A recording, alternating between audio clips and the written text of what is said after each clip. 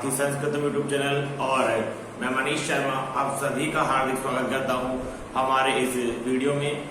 और हम अध्ययन कर रहे हैं संस्कृत विषय का और हमारा जो टॉपिक है वो है अनुवाद का। अनुवाद के प्रकरण में ये आज आपका 5वां वीडियो है हमारा।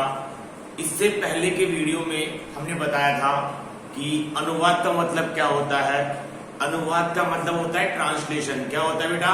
अनुवाद का मतलब होता है ट्रांसलेशन, अर्थात एक भाषा का दूसरी भाषा में परिवर्तन हो जाना। यही क्या है बेटा? अनुवाद। और संस्कृत में हमने आपको पहले ही बता दिया था कि आपकी कक्षा 8, 9, 10 में काफी प्रश्न अनुवाद से जुड़े हुए होते हैं और आपको अनुवाद अगर सही करना आ जाता है तो काफी क्वेश्चन आप अच्छे कर सकते हैं और आपकी मार्किंग बढ़ सकती है। और इसी प्रसंग में हमने चलते हुए जो मेन जो टॉपिक है अनुवाद के लिए जरूरी लिंग, वचन, पुरुष, इनको बहुत आसानी से समझ लिया था। पूरा विस्तार से हम इनको आपको समझा दिया था। हमने बताया था कि लिंग 3 होते हैं, वचन भी 3 होते हैं और पुरुष भी 3 होते हैं। इसके बारे में हमने संपूर्ण जानकारी आपको एक वीडियो में दे दी। उसके बाद में अगला जो टॉपिक था वो था क्रिया का। क्रिया का मूल रूप क्या कहलाया? धातु कहलाया। और इसको पढ़ने से पहले हमने एक टॉपिक और पढ़ा था, वो था काल का। क्या पढ़ा था? काल का। काल का मतलब बताया था आपको मैंने कि काल का मतलब होता है समय। क्या होता है बेटा? काल का मतलब होता है समय, टाइम। जैसे आपने अंग्रेजी भाषा में पढ़ा होगा कौन कौन से टेंस थे। टेंस होता है ना, काल का मतलब टेंस, समय, present tense, past tense, future tense. वैसे ही संस्कृत भाषा में वर्तमान काल, भूतकाल, भविष्यत काल, पूरी जानकारी हमने आपको दे दी थी। इसके बाद में इसमें हमने लकार बताए, 5 लकारों की जानकारी भी दी हमने। और 3 लकार जो काल वाले होते 2 लकार थे, जैसे आज्ञार्थक काल वाला और विधिलिंग लकार वाला, वो दोनों लकार अलग से हमने आपको बताए। अब जो मेन टॉपिक है शब्द रूप का, देखो लिंग हो गया, वचन हो गया, पुरुष हो गया, ये तीनों मिलकर के शब्द रूपों के साथ जुड़ जाते हैं या धातु के साथ जुड़ जाते हैं। इन तीनों को एक साथ करके एक सारणी में हम पढ़ते हैं, जो हमने आपको अच्छी तरह से समझा दिया। अब देखो क्रिया, ये तो आपकी क्रिया हो गई। अब शब्द रूप, शब्द रूप यानी आपका कर्ता। शब्द रूप का मतलब क्या होता है? कर्ता, किसी का नाम, यानी कि संज्ञा। क्या हम कह देंगे कि संज्ञा, क्या कह देंगे? शब्द रूपों को संज्ञा कह देंगे। तो आज के टॉपिक में हम शब्द रूप लेंगे। तो टॉपिक डाल लीजिए शब्द रूप। और आपके अनुवाद में तो काम आएगा ही, आपके कक्षा 10 में भी शब्द रूप का एक अलग से प्रश्न बनेगा, जो 4 नंबर का या 3 नंबर का प्रश्न आपके होगा। पहली बात यही। दूसरी बात कि शब्द रूप, अब जैसे कई वीडियोस में मैं देखता हूं या कई विद्यालयों में ट्रिक से पढ़ा देते हैं, तो शब्द रूप का कोई ट्रिक नहीं है, ये आपको याद करने ही पड़ेंगे। यदि संस्कृत भाषा में आपको नंबर लेकर आना है तो आपको शब्द रूप याद करने पड़ेंगे। कम से कम 3 तो आपको याद होने ही चाहिए, जिसमें से एक है राम शब्द। ये बहुत प्रमुख है, आपके विद्यालय में देखा होगा, अकारांत पुल्लिंग वाला।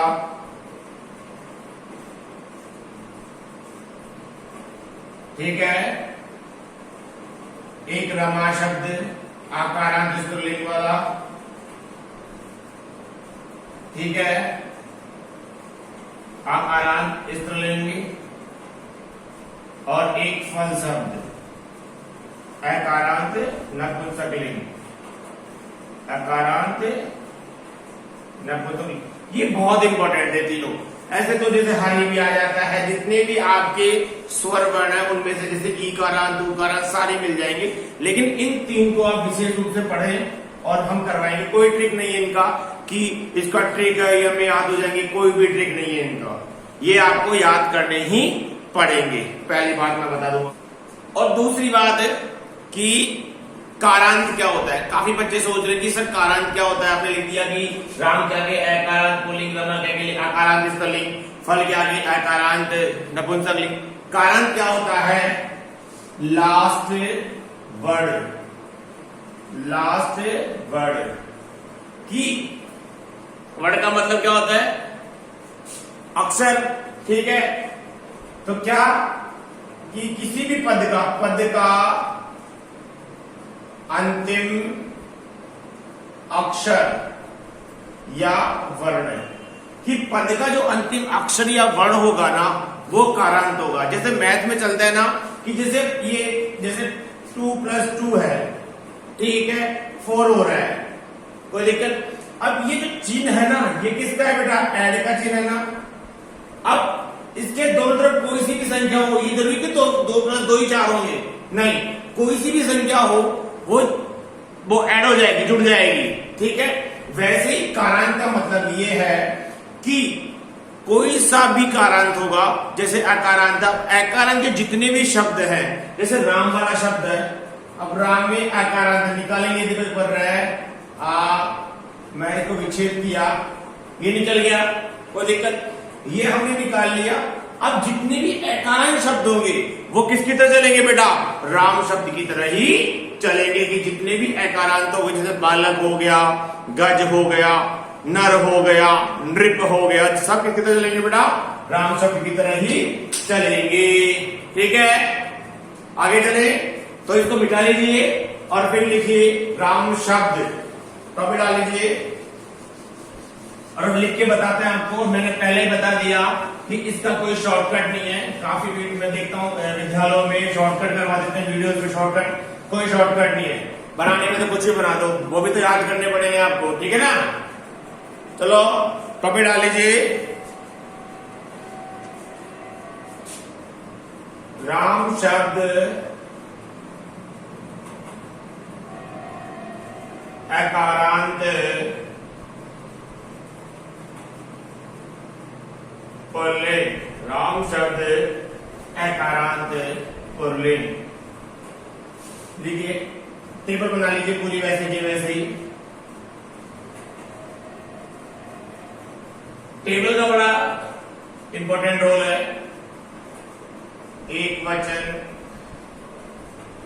अब देखो आपका हमारा है ना कि एक वचन द्विवचन। आप सब सोचोगे गुरुजी ने अनुवाद के प्रसंग में हमको एक वचन क्यों पढ़ा दिया? क्योंकि अनुवाद के लिए आपको पता होना चाहिए कि कौन सा लिंग है, कौन सा वचन, तभी आपका अनुवाद सही होता है। टेबल बना लीजिए जैसे एक वचन, द्विवचन, बहुवचन, और यहां विभक्त लिख लीजिए, प्रथमा, द्वितीया, तृतीया,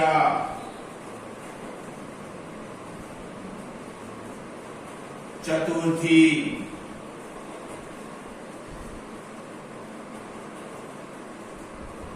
पंचमी, षष्ठी, सप्तमी और संबोधन। कौन सा बोधन? संबोधन। बना लीजिए ऐसे टेबल एक एक लिखवाएंगे लाइन से।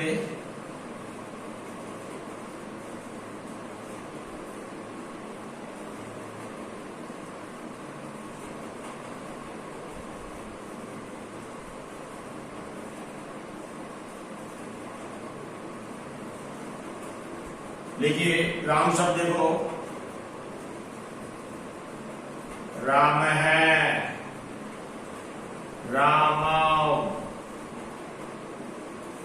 रामः,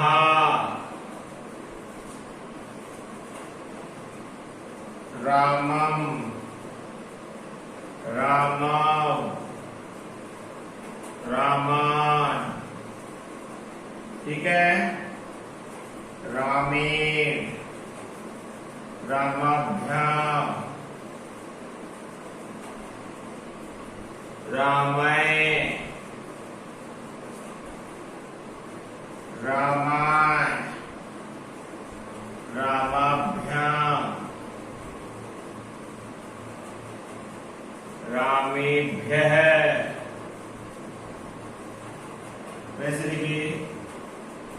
रामात् रामाभ्याम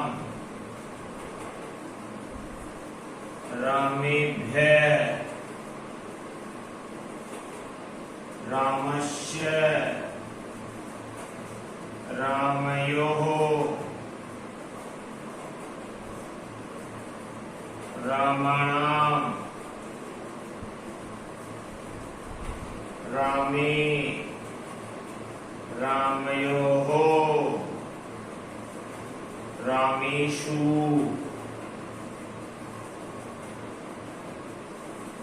हे राम हे रामौ हे रामः। बना लीजिए अकारांत पुल्लिंग राम शब्द।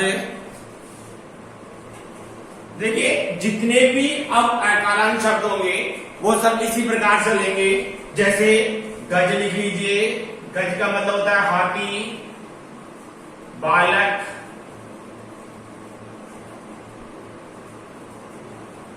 जो भी आप अकारांत बनाएंगे, छात्र ले लीजिए, नर ले लीजिए, नृपः ले लीजिए, सबका एक से लगा लीजिए। जितने भी अकारांत पुल्लिंग शब्द होंगे, अकारांत पुल्लिंग शब्द वो सभी राम शब्द की तरह ही चलेंगे। इसका कोई शॉर्टकट फॉर्मूला नहीं है। मैं आपको फिर से बता रहा हूं, ये आपको याद करने पड़ेंगे और इसको याद करे बिना आप कभी भी अनुवाद का प्रश्न कंप्लीट नहीं कर सकते हैं। ठीक है, आगे चलते हैं। मैं इसको यूज कर देता हूं, रमा शब्द दिखाता हूं आपको।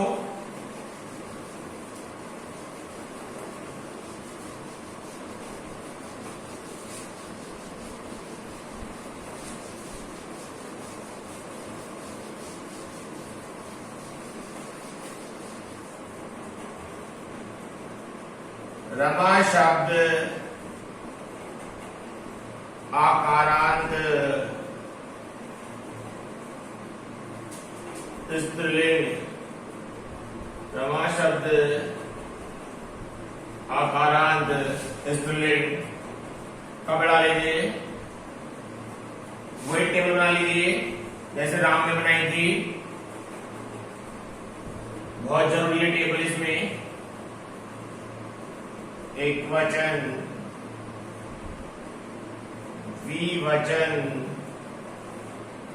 और बहुवचन।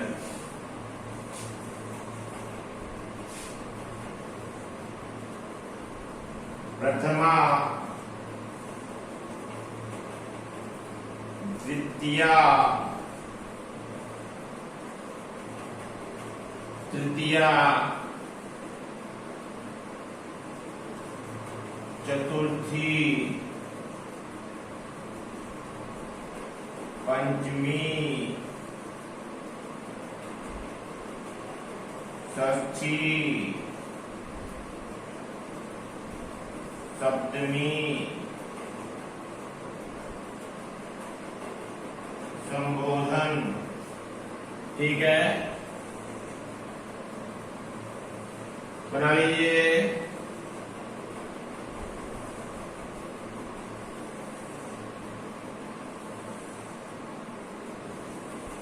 लिखिए रमा,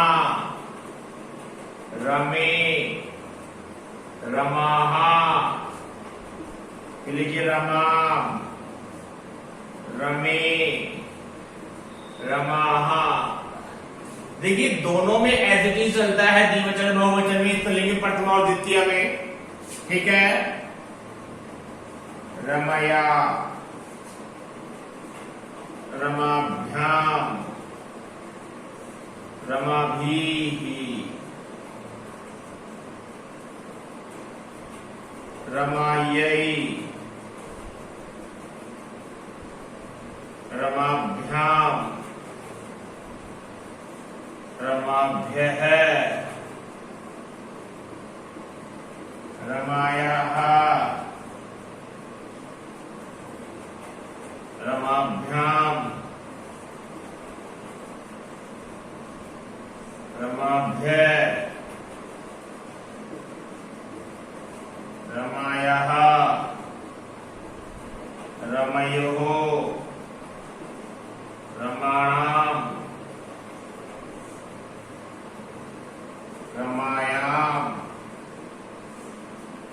फलयोः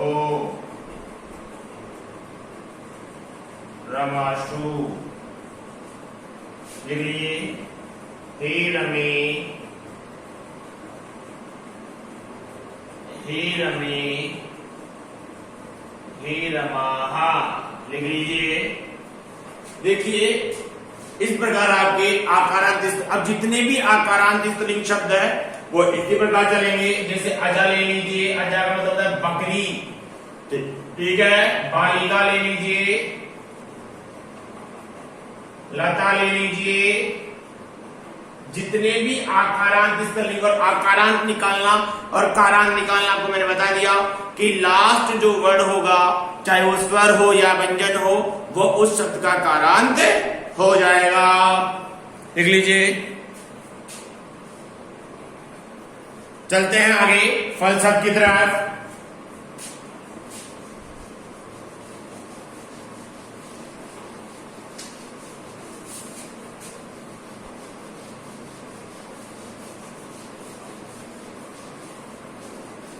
लिख लीजिए अब फल शब्द अकारांत नपुंसकलिंग। अब जितने भी नपुंसकलिंग शब्द होंगे, अब इसका पहचान तो आप कर सकते हो। जो निर्जीव वस्तु है जैसे फल, पुस्तक, पुष्प, कलम, ये सब नपुंसकलिंग शब्द है। और जो पुल्लिंग शब्द है, जो जैसे किसी का नाम, वो सब पुल्लिंग शब्द होंगे। ध्यान रखना आप, ठीक है। वही टेबल बना लीजिए।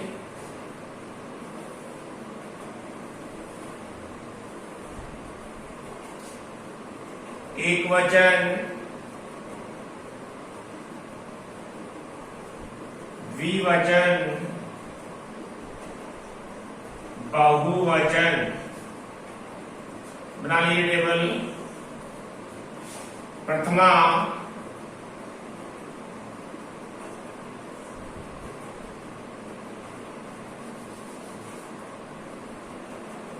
प्रथमा, द्वितीया, तृतीया,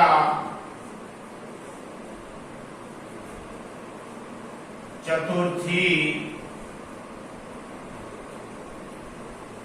पंचमी, षष्ठी, सप्तमी, संबोधन। लिख लीजिए।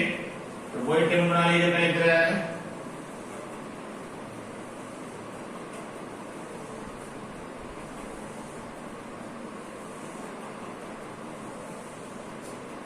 देखो कैसे बनेगा। फलम, फली, फलानी। क्या बनेगा? फलम, फली। द्वितीय सेम बनेगा। फलम, फली, फलानी। द्वितीय बिल्कुल सेम बनेगा, कोई दिक्कत नहीं आएगी। ऐसे अब तृतीया से बनेगा ये पुल्लिंग की तरह, राम शब्द बना था ना, वैसे के वैसे बनेगा। जैसे देखो फली, फलाभ्याम, फलाय,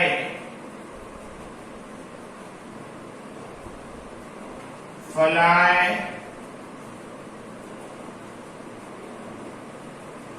फलाभ्याम, फलेभ्यः, फलात्, फलाभ्याम, फलेभ्यः, फलस्य, फलयोः, फलानां, फले, फलयोः, फलेषु।